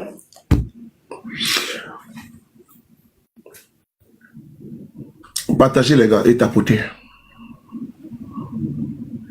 Un royal conseil, David, soit salué. Si ça arrive au bois vert, qu'est-ce qui adviendra du bois mort? Quand le Christ, il partait le crucifier, il y a des moments qu'ils l'ont arrêté. Elle pleurait son sort. Il dit, ne pleurez pas pour nous, pour moi. Mais si ça arrive au bois vert, qu'est-ce qui adviendra du bois mort? Si Ouattara n'a pas eu de limite envers Guillaume Soro, ce n'est pas les autres. Je répète encore. Guillaume Soro, là, les militants du RDM disent aujourd'hui que c'est lui qui a fait la rébellion. C'est à lui qu'on fait porter tout le chapeau. Mais quand ils voient Chérif Ousmane, on dit mon général, les guépards. Et ils insultent Guillaume Soro à longueur de journée. Je veux déjà dire que moi, pour certains pro-Babo ou autres qui insultent le président Guillaume, qui attaquent le président Guillaume Soro là, c'est pas tout, je réponds. C'est pas tout, on répond. Parce qu'ils ont perdu leur pouvoir. Donc souvent, j'ai fait vieux ignorer si certaines choses. Il faut laisser les gens aussi se vider. Parce que c'est pas 100% qui vont pardonner au président Guillaume Soro. S'il y a déjà 80, c'est bon, c'est déjà bon. C'est ce que l'on constate. Les autres, là, au fur et à mesure, ils vont passer à autre chose. Parce qu'ils savent qu'il est vrai, il est sincère. Mais ceux qui sont mal placés, là, pour parler de Guillaume Soro, là, c'est le militant de l'IRDR. Parfois, souvent, on me dit, ah, mais Soulé, tu n'attaques pas le président Gbagbo. Lui-même que des soutiens, là, ce qu'il dit de Gbagbo, là, moi j'ai dit autre chose. On ne peut pas être calife à la place du calife. On ne peut pas être calife à la place du calife. Vous écoutez ce qu'il dit? Parce que c'est un air martial, grave. Lui qui a pris la tête de la rébellion d'Alassane. Regardez comment il était aujourd'hui. Une maison où Ouattara même passait là-bas, où les cadres y passaient. pour cette maison-là, que Gbagbo, que lui, Guillaume Soro, a pris la tête de la rébellion. Voilà pourquoi j'ai dit au cadre, ceux qui fanfaronnent là, le cas de Guillaume Soro, c'est une jurisprudence. Vous tous, vous allez y passer. Parce que si tu n'as pas ménagé le bois vert, ce n'est pas le bois mort. C'est profond. Et puis c'est hautement spirituel. Des risques que ce monsieur a pris pour que Ouattara soit candidat dans ce pays. Il s'est mis à la tête de sa rébellion. Jusqu'à ce que lui-même vienne demander pardon aux Ivoiriens. Il a fait de façon sincère. C'est maintenant 6 ans. 7 ans maintenant. Parce que c'est en 2019, 7 ans que le monsieur n'a pas changé. Je lui tire mon chapeau. D'autres là sont en train de manger avec même le coude. Mais il dit non, je laisse le pouvoir de Ouattara. Vous allez l'écouter à la fin de cette vidéo. Maison que Gbagbo prend. Gbagbo dit, toi tu m'as combattu. Tu étais à la tête d'une rébellion qui m'a combattu. Cette rébellion-là a divisé le pays. Gbagbo dit non, mais c'est pas bien grave. Mon premier ministre ne peut pas dormir à l'hôtel. C'est-à-dire que Gbagbo, c'est la même chose qu'il a fait quand il est rentré au pays. Il est allé voir Alassane. Parce que Gbagbo, c'est un homme d'État. C'est un homme d'État. Il est allé voir Alassane. C'est Gbagbo même qui le dit. Hein. Il est parti voir Alassane. Pour lui dire, le premier ministre de la Côte d'Ivoire ne peut pas rester en exil. L'ancien premier ministre de la Côte d'Ivoire ne peut pas rester en exil. Il faut qu'il rentre. Vous savez ce que Alassane a répondu à Gbagbo? Qu'il va voir avec moi. Et je suis en train de paraphraser ici Gbagbo lui-même. Oh mon docteur, je rigole, j'ai été chahute. Hein. Tu t'es vu, tu as laissé un vocal là. Désolé, c'est mon ami, il va laisser un vocal. Mon frère. Il dit que je suis allé voir Alassane. Et je lui ai dit, c'est pas bon pour l'image de la Côte d'Ivoire que l'ex-premier ministre soit en exil. Il faut qu'il rentre. Ouattara dit à Gbagbo que lui, il va voir avec moi. Il dit, mais il va voir quoi avec toi? Moi-même là, il était à la tête d'une rébellion contre mon pouvoir. Gbagbo a dit ça à Alassane. C'est que Gbagbo, il a conscientisé Alassane de façon directe et indirecte. Gbagbo, c'était un homme d'État. C'était un homme d'État. Il dit, il faut mettre l'État, le peuple au-dessus de vos bisbilles. Il faut avoir de la hauteur, de la grandeur. Ouattara n'a pas accepté. Il dit que lui, Guillaume va voir avec lui. Nous sommes aujourd'hui. Le monsieur est en exil toujours. Mais ce n'est pas terminé. Alassane veut en finir avec la vie de Guillaume Soro. Il veut atteindre son intégrité physique. Ils l'ont raté à plusieurs reprises dans plusieurs capitales. Ce n'est pas fort, ce n'est pas anodin. Ils ont failli le kidnapper dans son hôtel à Barcelone. Guillaume Soro. Il a envie. Voilà pourquoi toujours je rends gloire à Dieu pour la vie de Guillaume Soro. Parce que je vais vous parler d'un cas ici. Lui, il a été empoisonné. Ahmed Bakayoko, il a été tué. Et vous allez voir, quand je vais vous lire, quand je vais rentrer dans les profondeurs, dans les entrailles des révélations, vous allez comprendre que ce régime-là, c'est un régime sadique. C'est un régime diabolique et diablotin. C'est un régime qui n'a pas de limite. Maison que Gbagbo donne à Guillaume Soro, il dit, la maison là va te revenir quand tu ne seras plus premier ministre de Côte d'Ivoire. Ils ont voulu même prendre une maison de 6 milliards pour lui. Il dit non, ça sera trop pour le budget de l'État, pour les caisses de l'État. C'est Gbagbo qui fait ça. Pour Guillaume Soro. Les cadres du RDR partaient manger là-bas. Alassane même partait là-bas. Quand Guillaume Soro était premier ministre d'Alassane, c'est là-bas qu'il était. Premier ministre de Gbagbo, c'est là-bas qu'il était. Quand Guillaume Soro était président de l'Assemblée nationale de Côte d'Ivoire, c'est là-bas qu'il était. C'est là-bas qu'il était. C'est quand il a démissionné en février 2019. Et plus tard, il est venu en Europe. Il est parti d'abord à Kinshasa pour les funérailles de Tshisekedi, le père de l'actuel président du Congo. De là, il est parti au Maroc. Et du Maroc, il est venu en Europe pour le crèche parti, pour les tourner avec ses partisans et militants.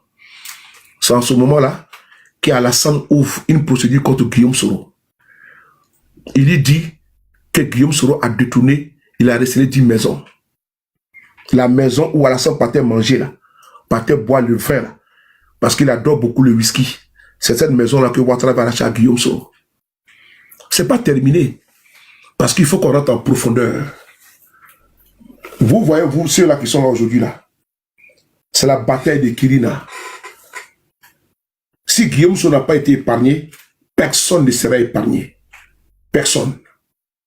Personne ne sera épargné. Si Guillaume Soro, lui, qui est devenu rebelle pour que Ouattara soit candidat dans ce pays-là, si lui n'a pas été ménagé, c'est pas ceux-là qui vont être ménagés. Parce que celui-là que vous voyez, et son père, Ouattara, ils sont l'ingratitude faite chère. En décembre 2019, soit 7 ans maintenant, M. Guillaume Soro décide de rentrer en Côte d'Ivoire. Quelqu'un qui veut faire un coup d'État, et puis il prend le soin d'informer que j'arrive pour faire coup d'État. Quelqu'un qui veut faire coup d'État, il demande à ses compagnons, à ses camarades qui sont au pays, c'est eux-mêmes qui lui disent, ah, monsieur le président, vous avez trop duré à l'extérieur, il faut rentrer. Parce que la base aussi a besoin de vous. Il dit non, qu'il a fait le tour, il dit non, qu'il faut que tu rentres. Il dit ok, comme c'est ses collaborateurs, il dit il n'y a pas de souci. Donc prenez attache avec le ministère de l'Intérieur afin que je puisse rentrer au pays. Parce que mes partisans, certains viendront m'accueillir à l'aéroport. Mais pour ne pas faire du cafouillage, il faut que ce soit bien ordonné avec le ministère de l'Intérieur pour sécuriser le corridor que le convoi va prendre. C'est ainsi Meïté Sendou, qui est actuellement en train de ramper au restaurant comme un varan. C'est ainsi Tazero Olibé. C'est ainsi Alain Michel Lobognon, Alphonse Soro. Ces personnes-là, collaborateurs du président Guillaume Soro à l'époque, c'est eux qui se sont rapprochés du ministère de l'Intérieur. Les vidéos sont là. Les preuves sont sur YouTube et sur Facebook. Tout ce que j'ai dit là, tout est sourcé. Je ne viens pas ici jeter des inepties. Je dis tout ce que je dis ici là, c'est sourcé. Ils se sont rapprochés, les vidéos sont là. Ils sont allés auprès du ministère de l'Intérieur, avec le ministre actuel de l'Intérieur, Vagondo Diomandé, avec lequel ils ont travaillé.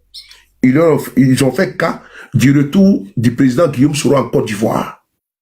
La date qui a été donnée, c'était le 22. Le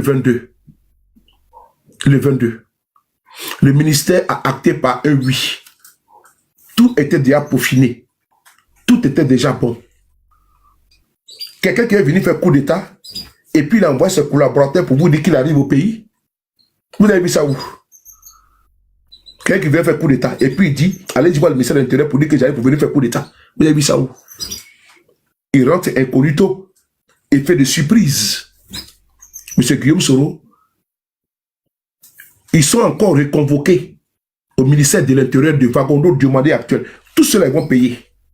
Et tous vont payer jusqu'au dernier.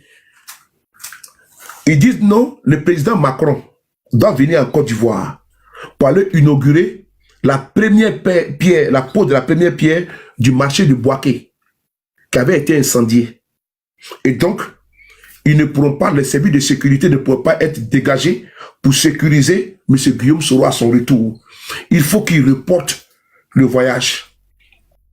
Et les mêmes jours-là, ils ont décrété que tous les avions privés ne doivent pas survoler le ciel ivoirien, à part les avions commerciaux. Les Air France, les Air 30, ils peuvent venir. Mais un jet privé ne peut pas survoler l'espace aérien ivoirien. C'est là que les collaborateurs du président Guillaume sont venus refaire une autre conférence de presse où ils ont exprimé leur désagrément, ils ont expliqué leur désolation en disant que compte tenu de la venue du président Macron, M. Guillaume Soro reporte son voyage pour le 23 au lieu du 22. Le 23, au moment où M. Guillaume Soro est dans l'avion, nous sommes à l'aéroport du Bourget, mes camarades et moi, les sympathisants de GPS et moi également, pour leur dire au revoir. Mais, déjà, M. Ouattara préparait un traquenard contre le président Guillaume Soro. Ouattara a convoqué tous les chefs de guerre. Ouattara est très dangereux, les gars. Il est très dangereux. C'est un poison. Il est très, très dangereux. Il est machiavélique. Ça me vient dans ma tête comme si c'était hier.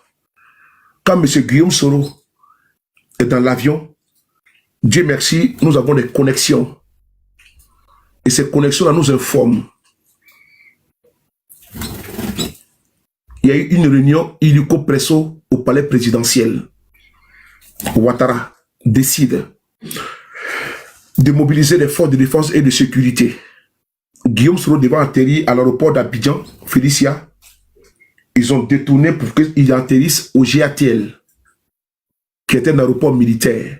Là-bas, ils ont militarisé l'aéroport avec des armes de guerre, des 12-7 qui étaient montés sur des pick-up et autres. Ils ont mobilisé des gens de IB. C'est eux qui devaient finir avec le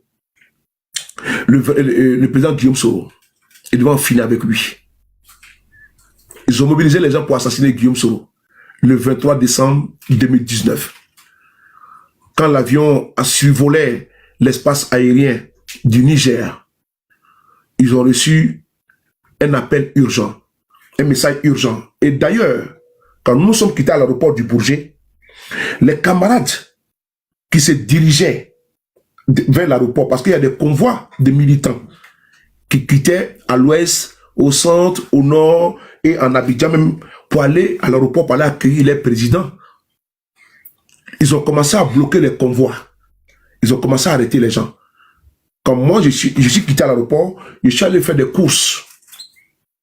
J'arrive en bas de la maison. C'est là que je reçois des appels pressants. Je me dis que c'est chaud. Ça va pas. Ils ont commencé à assiéger le siège de GPS, la résidence du président Guillaume Soro, avec les encagoulés. Alassane Ouattara et le RDR, ils sont ingrats. Je suis en train ici de vous dérouler les faits. Parce qu'un peuple sans histoire est un monde sans âme. On doit être du côté de la vérité. Parce que Dieu est vérité. Dieu il est juste et il est équitable. Voilà pourquoi, pour le nom de ma conscience et au nom de la vérité, je ne peux trahir M. Guillaume Soro parce que je sais qu'il est dans la vérité. Il est victime d'une cabale politico-judiciaire de la part d'Alassane Ouattara, l'ingrat Siefé. Le mot n'est pas fort. C'est un monsieur qui est ingrat. Il a été ingrat envers Ahmed Bakayoko. M. Guillaume Soro, l'avion étant à 10 000 pieds, nous, on se rend compte que c'est grave. Arrestation de ses petits frères, arrestation au siège de GPS, gaz lacrymogène partout. Ils allaient battre Guillaume Soro. C'était le plan que Ouattara avait fait. Et il a pris le soin de convoquer les chefs de guerre, tous les chefs de guerre de l'époque, à l'époque de la rébellion, ont été convoqués au palais présidentiel. Il n'a pas convoqué le commandement de l'armée, ni de la police, ni de la gendarmerie, non. Il a convoqué uniquement que les chefs de guerre. Le Kone Zakaria, les shérifs Ousmane et autres. La photo, elle est là. Vous avez vu la photo? Je ne vais pas me perdre mon temps sur ça.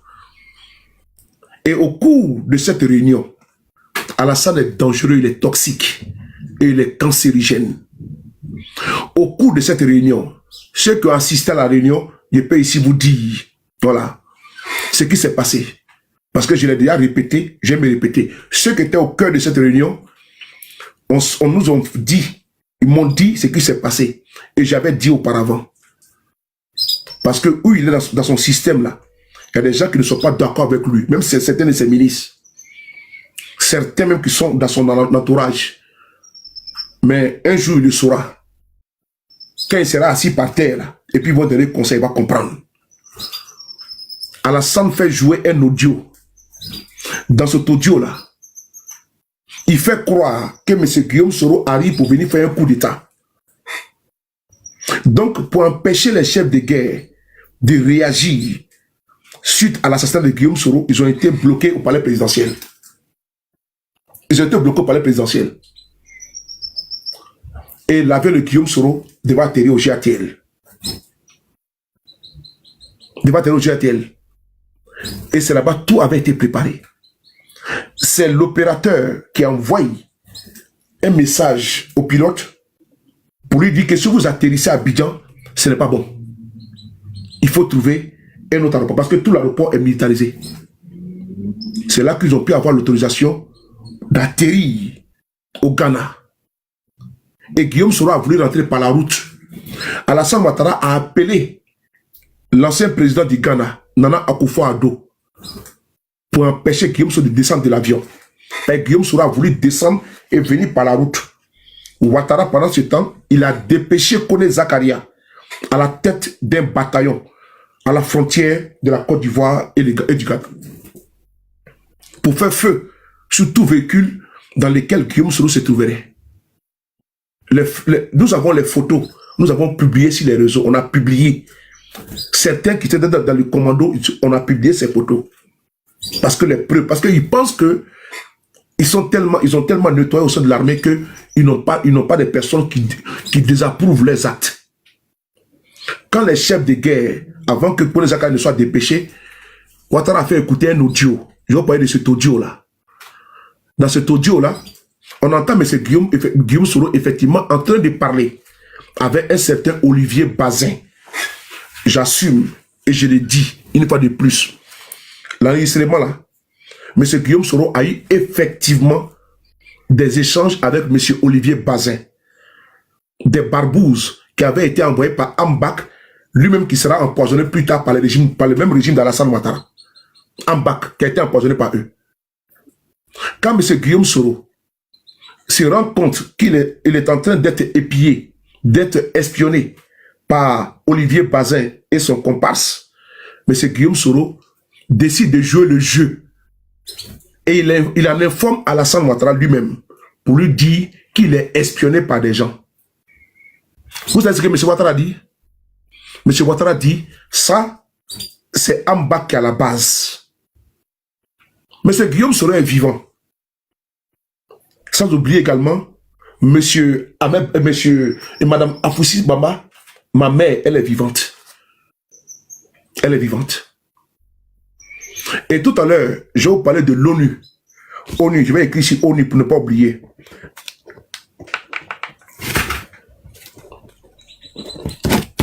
Je vais parler de l'ONU. Guillaume Soro, GKS, je n'ai pas oublié ça. Et donc, M. Guillaume Soro fait cas à M. Ouattara de son espionnage. Merci beaucoup, Mamadou Doudas. M. Guillaume Soro lui-même a déjà fait ce témoignage-là. Donc c'est public. Mais comme d'aucuns veulent travestir les faits, les révisionnistes des temps modernes veulent nous divertir avec leur litanie, ça ne passera pas. Nous sommes témoins des faits. Donc M. Guillaume Soro informe M. Ouattara. Ouattara dit non, c'est Ambak qui est à la base. Mais M. Guillaume Soro a pris le soin de prendre les messages, même les audios, pour donner à M. Ouattara. C'est là que vous voyez la dangerosité d'Alassane Ouattara. C'est là que vous voyez la dangerosité, la toxicité de M. Ouattara. Guillaume Soro lui-même. Mais il s'est dit, bon, il a informé le chef de l'État, c'est bon, parce qu'il avait confiance à M. Ouattara. Il lui donne les éléments à M. Ouattara. Mais qu'est-ce que M. Ouattara fait? Il a gardé comme une preuve contre maintenant M. Guillaume Soro. Et M. Guillaume Soro a eu à couper les ponts avec ce Olivier Bazin et son complice, puisqu'ils étaient envoyés par Ambak. Ouattara a voulu piéger Guillaume Soro depuis longtemps pour le faire abattre ou pour l'éliminer. C'est ça, dans les princes de Nicolas Machiavel. Il faut éliminer tous les témoins gênants. C'est la stratégie d'Alassane Ouattara. Et donc, M. Ouattara, ayant procédé ainsi, M. Guillaume Soro, entre lui et M. Ambak, c'était tendu. Puisqu'il savait que Ambak le faisait espionner. Donc ça n'allait pas entre eux. Mais M. Guillaume Soro a décidé de continuer au nom de l'État. Même quand il se voyait là, c'était tendu en lui et en bac. Parce qu'il n'a pas apprécié ça. Les emails, les échanges qui ont eu lieu entre eux, M. Guillaume Soro a mis ça à disposition. On a vu sur les réseaux ici, les échanges. C'est là que la ministre Afoussi était sortie. Elle dit, l'audio que vous avez joué là, il faut jouer le complet. Parce qu'il ne suffit pas de couper une partie et puis falsifier. Et là, nous sommes en 2017. Et regardez la dangerosité de Alassane Ouattara. Les faits se sont passés en 2017. Là où M. Guillaume Soro lui-même a pris le soin d'informer M. Ouattara et de faire même enregistrer les messieurs donnant à M. Ouattara et de jouer le jeu. Mais ils ont fait quoi? Ils ont coupé une partie. C'est comme je parle ici au conditionnel. Si je vais te gifler, ça c'est le conditionnel, si je vais te gifler. Et puis maintenant je dis, je vais te gifler. Ça c'est l'affirmatif. Je vais te gifler. Ce n'est plus au conditionnel. Si. Donc ils ont coupé l'audio de M. Guillaume Soro.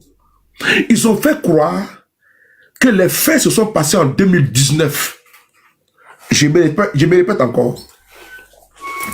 L'audio qui a été joué, soit disant M. Guillaume Soro veut faire un coup d'état là. M. Guillaume Soro a joué le jeu. Et M. Ouattara était informé de la situation. Les emails là ont été produits par nous-mêmes sur les réseaux d'échanges entre M. Guillaume Soro et ses barbouzes. Les faits qui sont passés en 2017, c'est quand M. Guillaume Soro vient rentrer en 2019 que M. Ouattara prend l'audio là, il fait jouer devant les chefs de guerre pour dire voici, Guillaume Soro vient pour faire un coup d'état. Voici comment Ouattara est sadique. Il est sadique. Il est dangereux. Ouattara est dangereux. Il a pris un audio des enregistrements qui ont eu lieu, une conversation qui a eu lieu en 2017. Et quand Guillaume Soro rentrait, il fait sortir ça, il donne ça à Abdou Richard. Abdou Richard dit que c'est les services de renseignement qui ont intercepté. Bon, il faut aller voilà, bloquer là-bas. Va là-bas de l'autre côté, voilà. Idiot là, imbécile là. Abdou Richard dit que c'est les services de renseignement qui ont intercepté un appel téléphonique entre Guillaume Soro et Olivier Bazin. Vous voyez comment ils ont menti? Un enregistrement qui a eu lieu en 2017, on vient le mettre en 2019 et on dit ça a eu lieu en 2019 là. Donc quand Guillaume Soro rentrait, il venait pour faire un coup d'état et on fait jouer l'audio. Et on le condamne sur la base de ça à perpétuité. S'il vous plaît, messieurs et dames. On le condamne à perpétuité sur la base de ça. Je répète encore pour la troisième et la dernière fois. L'audio qui est brandi comme étant un coup d'état préparé par M. Guillaume Soro, c'est une conversation qui a eu lieu entre des barbours, des gens qui espionnaient M. Guillaume Soro. M. Guillaume Soro a fait le cas à M. Ouattara en 2017. Qu'est-ce que M. Ouattara fait? Il dit que c'est Ahmed Bakayoko qui est à la base. Mieux. M. Guillaume Soro prend le soin, les emails et même les échanges pour envoyer ça à Alassane. D'ailleurs, il ne savait pas qu'il a en train de créer sa propre... C'est-à-dire que son propre trou, il va tomber dedans. C'est ça. Parce qu'il y a longtemps que Ouattara voulait liquider Guillaume Soro. Il y a longtemps qu'elle a voulu le mettre aux arrêts. Parce qu'il a dit que Guillaume Soro en sait trop. C'est ainsi que quand Guillaume Soro va rentrer en 2019, un enregistrement de 2017, là, il prend et dit, Guillaume Soro rentre pour venir faire coup d'état. Voici les faits qui sont là. Et sur la base de ça, ils l'ont condamné à perpétuité. Et on nous demande de nous taire. Mais ce n'est pas terminé. Je vais encore vous donner, faire une révélation sur les actes d'Alassane Ouattara envers Guillaume Soro. Ça, je le dis, puisque le président lui-même, ce jour-là, il nous avait demandé de ne pas en parler. Mais j'ai décidé d'en parler, pas parce que j'ai désobéi au président Guillaume Soro, mais c'est au nom de la vérité. Parce que je pense que le président Guillaume Soro est très taiseux. Je pense que si il nous donnait tout le temps comme ça des informations capitales, nous ne serons pas là. Mais comme c'est un homme d'État, il y a des choses qu'il ne peut pas dire. Parce qu'il a occupé des hautes fonctions. Il a le droit des réserves. Mais là, ce n'est pas une personne, comme ça, un secret d'État qui a été divulgué. Donc, je me permets de le faire. M. Guillaume Soro a été humilié par Alassane. Par Alassane Ouattara. Alassane, il y a longtemps qu'il cherche M. Guillaume Soro. Et ce que je dis, je ne tiens pas ça d'une tierce personne. C'est de M. Guillaume Soro lui-même. Nous étions en Italie. À la crèche party, quand nous avons fini, on allait dîner. C'est là que M. Guillaume Soro, il est complètement triste. Quand il dit triste, il est dessus dans la scène. Très dessus dans la scène. Voilà pourquoi je dis, les serviteurs d'aujourd'hui doivent écouter ce que je dis. Alassane n'a pas d'amis. Il n'a que ses intérêts. C'est là que Guillaume Soro nous informe comment, depuis belle lurette, il est dans la ligne des mis. Et moi-même mieux, depuis 2012, M. Guillaume Soro est dans la ligne des mis d'Alassane Ouattara. Est-ce que vous savez qu'à un moment donné, Guillaume Soro, président de l'Assemblée nationale de Côte d'Ivoire, ils avaient des problèmes même de trésorerie. Ouattara bloquait même certains décaissements à l'Assemblée nationale. Il a contraint M. Guillaume Soro d'avoir uniquement qu'un seul compte bancaire. Ça n'a pas commencé d'aujourd'hui, les gars. Ça n'a pas commencé d'aujourd'hui. Il s'est retourné contre Guillaume Soro depuis 2012. Mais M. Guillaume Soro n'avait pas compris vite. Parce que, n'oubliez pas que Guillaume Soro a été envoûté. Quand je l'ai dit, prenez ça au sérieux. Quand j'étais à l'hôtel du Golfe, c'est la sœur d'Alassane qui faisait à manger pour Guillaume Soro, Rukia Ouattara. Ils ont profité dans ça là. Ils ont rempli le ventre de Guillaume Soro, la nourriture de Nassidi, des médicaments et autres. Guillaume Soro jurait que par Alassane. Posez la question, il n'y a pas quelqu'un autour de Guillaume Soro qui pouvait même critiquer Alassane Ouattara. Il était omnibulé et aveuglé par Alassane. Les modérateurs, faites vos barras. Tous les cabris qui viennent ici, là, qui ont perdu la route, n'est-ce pas, de la bergerie, il faut les foutre dedans. Et puis, à double tour d'ailleurs. Et donc, M. Guillaume Soro, il y a longtemps qu'il était recherché, il était dans la ligne des mis d'Alassane Ouattara. Quand je vois le cas de Bitogo aujourd'hui, et puis je mets ça, le tabouret là, ça veut dire beaucoup de choses. Guillaume Soro a laissé le tabouret. Mais qui aujourd'hui est humilié? C'est Bitogo. Mais c'est lui qui avait été envoyé pour venir réclamer le tabouret à Guillaume Soro. On continue. Il y a eu une situation qui s'est passée. Le 8400. C'est là où Guillaume Soro a montré son amour pour Alassane. Son amour pour Alassane. C'est l'erreur qu'il ne devait pas faire. Oui. C'est l'erreur qu'il ne devait pas faire. Mais je pense que l'histoire lui donne raison. En 2017, il y a eu les 8400 qui sont soulevés. Il y a eu également des armes qui ont été découvertes dans la résidence secondaire de Soul to Soul à Bouaké. Je vais vous expliquer pourquoi Soul to Soul a été amnistié. Pourquoi il n'a pas été jugé. Parce que plus tard, Ouattara a été coincé, très coincé. Il était obligé d'amnistier Soul to Soul. Parce que les pièges qu'il a voulu mettre contre Guillaume Soro ne s'est pas refermé sur Guillaume Soro. Partagez d'abord, tapotez d'abord, partagez. Il faut partager, tapoter, les gars, tapoter. Parce que si vous voulez que je parle, on doit monter à 250K.